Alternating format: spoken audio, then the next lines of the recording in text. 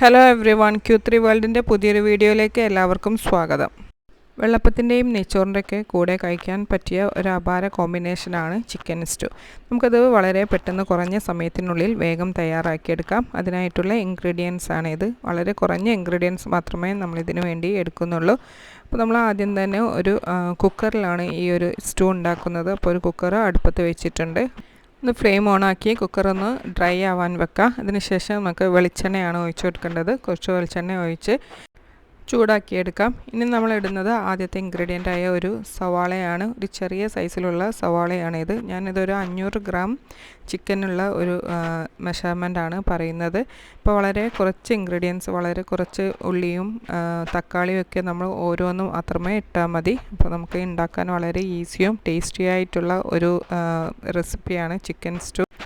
ഉള്ളി നന്നായി ഒന്ന് വഴന്നു കഴിഞ്ഞാൽ നമ്മൾ അടുത്തതായി ഇടാൻ പോകുന്നത് ഒരു തക്കാളിയാണ്. ഒരു തക്കാളി മാത്രമേ നമ്മൾ ഈ ഒരു കറിക്ക് വേണ്ടി ഇടുന്നുള്ളൂ. അപ്പോൾ തക്കാളി ചെറുതായി ചോപ്പ് ചെയ്തിട്ട് ഇതിലേക്ക് ആഡ് ചെയ്യാം. ഉള്ളി നന്നായി വഴറ്റിയതിന് ശേഷമാണ് നമ്മൾ തക്കാളി ഇട്ട് കൊടുക്കുന്നത്. അപ്പോൾ തക്കാളിയും ഉള്ളിയുടെ കൂടെ നന്നായി ഒന്ന് വഴറ്റിയെടുക്കാം. തക്കാളി കാണാത്ത രീതിയിൽ നമുക്കിത് വഴന്ന് കിട്ടണം. അപ്പം നമ്മൾ പീസസ് ഒന്നും ഈ ഒരു കറിയിൽ, ഉള്ളി തക്കാളിയൊന്നും നമുക്ക് ഈ കറിയിൽ കാണാൻ പാടില്ല. ഇനി നമ്മൾ എടുക്കുന്നത് ഒരു മീഡിയം സൈസിലുള്ള ഒരു 10 പച്ചമുളക്, ഒരു 10 അല്ലി വെളുത്തുള്ളി, ഒരു ഇഞ്ച് സൈസിലുള്ള ഒരു കഷ്ണം ഇഞ്ചി എല്ലാം കൂടെ നമുക്ക് മിക്സിയിൽ ഇതേപോലെ ചതച്ചെടുത്ത് ഈ ഒരു ഉള്ളിയുടെയും തക്കാളിയുടെയും കൂടെ ഇട്ട് അതും കൂടി നന്നായിട്ടൊന്ന് വഴറ്റി കൊടുക്കാം. എല്ലാം കൂടി നന്നായി ഒന്ന് മിക്സ് ചെയ്തതിൻ്റെ പച്ചമണം ഒക്കെ ഒന്ന് മാറിക്കഴിഞ്ഞാൽ നമുക്ക് കുറച്ച് ഉപ്പ് ഇട്ട് കൊടുക്കാം. ഒരു 1.5 ടീസ്പൂൺ ഉപ്പ് പൊടിയാണ് ഞാൻ ഇട്ട് കൊടുത്തിട്ടുള്ളത്. ഇനി നമുക്ക് അടുത്തതായിട്ട് ചേർക്കാനുള്ള പൊടി പെരുംജീരകപ്പൊടിയാണ്. ഒരു 1/4 ടീസ്പൂൺ പെരുംജീരകപ്പൊടി കൂടി ഇതിലേക്ക് ആഡ് ചെയ്യാം. നമ്മൾ അടുത്തായി ചേർക്കുന്നത് ഒരു 1/2 ടീസ്പൂൺ ബിരിയാണിപ്പൊടിയാണ്.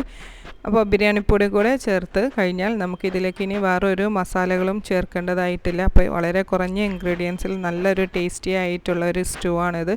അപ്പോൾ പെട്ടെന്ന് തന്നെ നമുക്ക് തയ്യാറാക്കാനായിട്ടും പറ്റും. കൂടുതൽ ഇൻഗ്രീഡിയൻസ് ഒന്നും ഇല്ലാത്തത് കൊണ്ട് നമുക്ക് ഉണ്ടാക്കാനായിട്ട് വളരെ എളുപ്പവുമാണ്. അപ്പോൾ അതെല്ലാം കൂടി ഒന്ന് വഴന്ന് കഴിഞ്ഞാൽ നമ്മൾ ഇനി ചേർക്കാൻ പോകുന്നത് 2 ടേബിൾ സ്പൂൺ തൈരാണ്. അപ്പോൾ ഈ ഒരു കറിയുടെ ഒരു ഹൈലൈറ്റ് തന്നെ ഈ ഒരു തൈര് ഒഴിക്കുന്നതാണ്.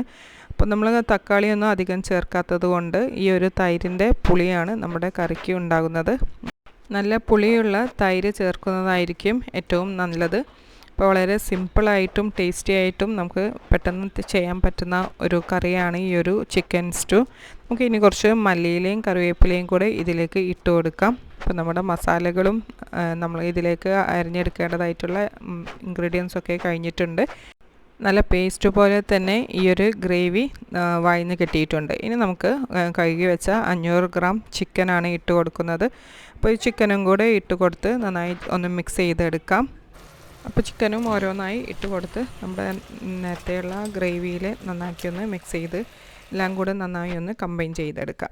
ഇനി നമുക്കൊരു തുള്ളി വെള്ളം ഒഴിക്കാം. അതിനായിട്ട് നമ്മൾ നേരത്തെ അരച്ചെടുത്ത പച്ചമുളകിൻ്റെയും വെളുത്തുള്ളിയുടെയും ഇഞ്ചിയുടെയും ആ ഒരു ജാറിലേക്ക് കുറച്ച് വെള്ളം ഒഴിച്ച് ഇനി നമുക്ക് ഇതിൻ്റെ മേലെ വെച്ച് കൊടുക്കാനുള്ളത് 3 പൊട്ടാറ്റോ ആണ്. അത് നന്നായി ഒന്ന് തൊലി കളഞ്ഞ് 4 കഷ്ണമാക്കി ഇങ്ങനെ ജസ്റ്റ് ഇതിൻ്റെ മേലെ വെച്ച് കൊടുത്താൽ മതി. ഇത് ഇളക്കിയെടുക്കേണ്ട ആവശ്യമൊന്നുമില്ല. ഇനി നമുക്ക് കുക്കറിൻ്റെ മൂടി വെച്ച് ഒരു 2 വിസിൽ വരാൻ വേണ്ടി കാത്തിരിക്കാം. ചിക്കൻ ആയതുകൊണ്ട് തന്നെ പെട്ടെന്ന് തന്നെ വെന്ത് കിട്ടും. അപ്പോൾ 2 വിസിലും പിന്നെ നമുക്കത് ഓഫായിട്ട് അതിൻ്റെ ഒരു പ്രഷറും കൂടെ പോയി കഴിഞ്ഞിട്ട് വേണം മൂടിയൊന്ന് തുറന്ന് നോക്കാൻ. അപ്പോൾ ഇനി നമുക്ക് മൂടിയൊന്ന് തുറന്ന് നോക്കാം.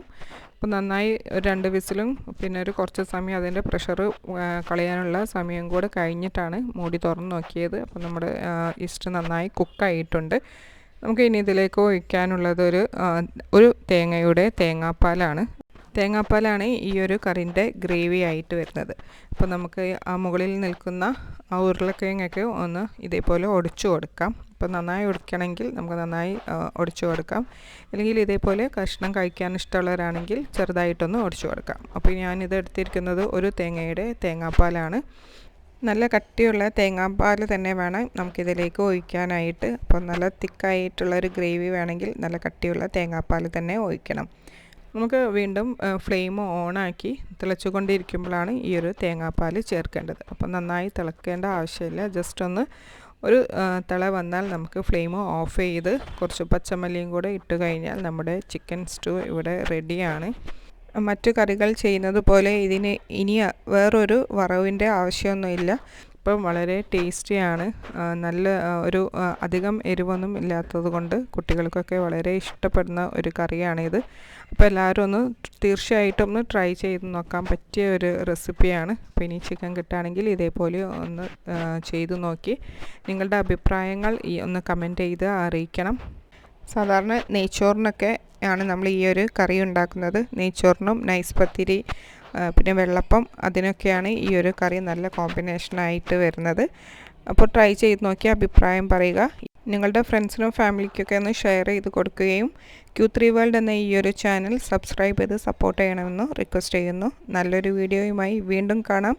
Thank you for watching.